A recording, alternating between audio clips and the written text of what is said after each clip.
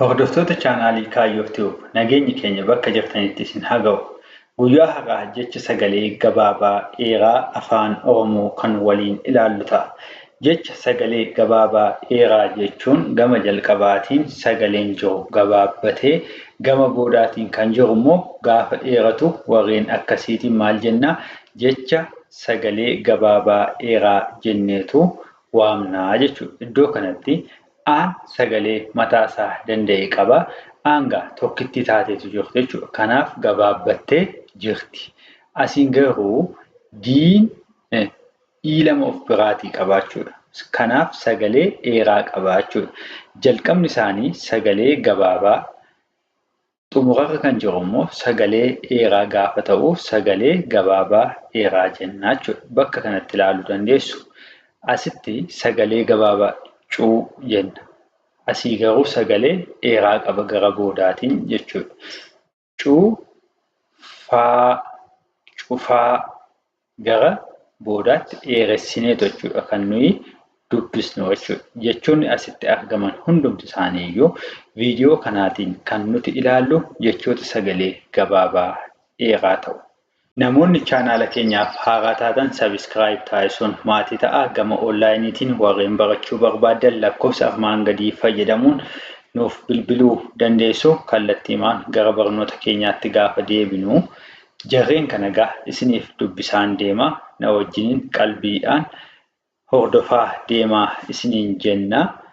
Adii, adii, adii, ifa, ifa, ifa, balaa, balaa, balaa, odaa, odaa, odaa, cufaa, cufaa, cufaa, ugaa, ugaa, ugaa, bobaa, bobaa, bobaa, okaa, okaa, okaa, ulaa, ulaa, ulaa,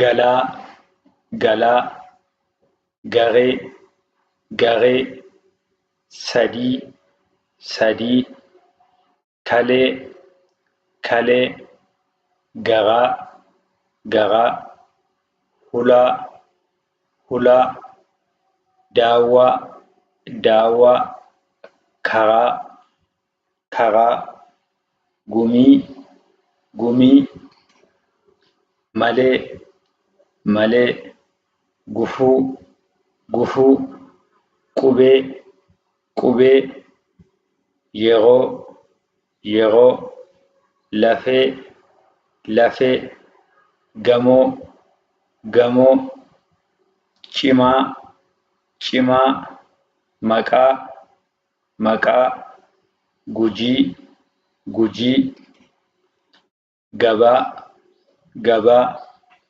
hamii, hamii, mijuu, mijuu, bitaa, bitaa, xiiqii, xiiqii, madaa, madaa, hojii, hojii, hiree, hiree, kutaa, kutaa, mataa, mataa, dabaa, dabaa, danuu, danuu, gadaa, gadaa, makaa, makaa, qufaa, qufaa, ciree, ciree, mamii, mamii, bituu, bituu, qotuu, qotuu, latii, latii,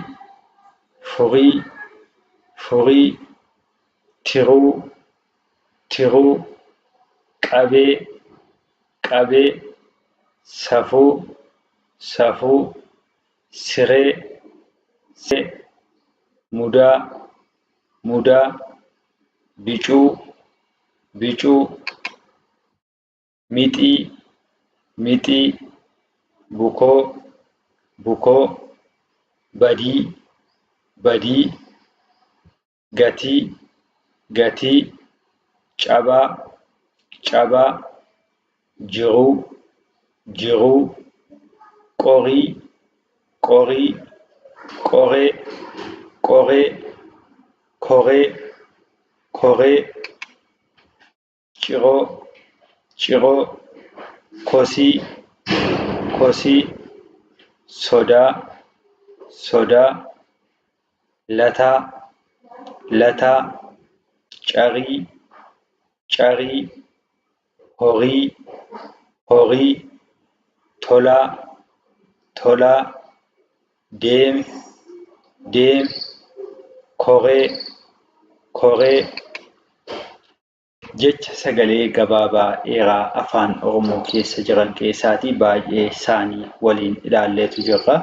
Gama jalqabaa irratti sagalee gaggabaabaa ofirraa qabu, gama boodaatti dheeraa ofirraatii qabu. Jechoonni baay'een kana fakkaatan afaan Oromoo keessa wanta jiranii fi yeroo barreessitanii yaada itti kennuudhaan gama jalqabaatiin gabaabbachuuf dheerachuu isaanii adda baasuudhaan shaakalaa barreessaa isiniin jenna. Garaagarummaan isaan gidduutti uumamu gama dheeressuu qabdan yoo gabaabsitan jecha sana guutummaan guutuutti isin jalaatii jijjiira waan ta'eef xiyyeeffannoo itti kennaatii ilaalaa isiniin jenna. Jechoota warreen kana sammuutti seeraa yoo qabattan jechoota hedduu isaanii akka isin bartan abdii guddaa qabna. Kanaaf irra deebi'uudhaan shashaakalaa dabtarii keessan irratti barreeffadhaa isiniin jenna. Viidiyoo haaraatiin haga walitti deebinutti nagaan nuuf turaa.